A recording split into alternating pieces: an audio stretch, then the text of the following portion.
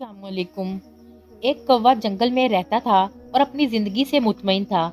लेकिन एक दिन इसने हंस को देख लिया और सोचा, हंस इतना सफेद है और मैं इतना काला, ये हंस दुनिया का सबसे खुश परिंदा होगा। कौवे ने अपने ख्यालात हंस को बताए। हंस ने कहा, असल में मुझे लगता था मैं सबसे ज्यादा खुश हूँ जब तक मैंने तोता नहीं देखा था। तोते के पास दो मुख्तलिफ रंग हैं। अब मैं सोचता हूँ तोता सबसे ज्यादा खुश होगा। कौवा तोते के पास पहुंचा। तोते ने कौवे को बताया, मैं बहुत खुश जिंदगी गुजार रहा था। फिर मैंने मोर देखा।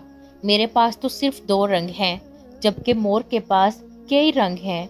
कौवा मोर से मिलने चिड़ियाघर जा पहुंचा। वहां कौवे ने देखा कि सैकड़ों लोग मोर को देखने आए हुए हैं।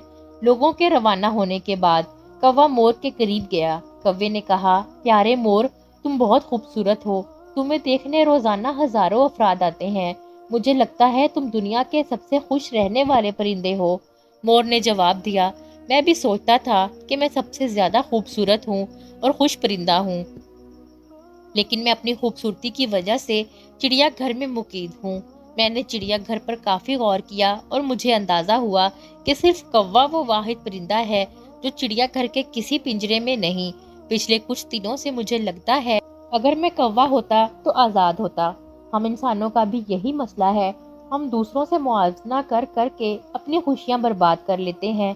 हमारे पास जो है हम इसकी कदर नहीं करते और ये सोच हमें अफसुर्दगी के चक्कर में फंसा लेती है। जो आपके पास है उसकी कदर करें, मवाजने को खैर बात कहें या मायूसी की जड़ को ख़त्म करें और खुश रहें और दूसरों में भी खुशियां बांटें। दोस्तों, उम्मीद है आज की कहानी पसंद आई होगी। वीडियो लाइक करें, चैनल सब्सक्राइब करें और दोस्तों के साथ शेयर करें। अल्लाह हाफिज़।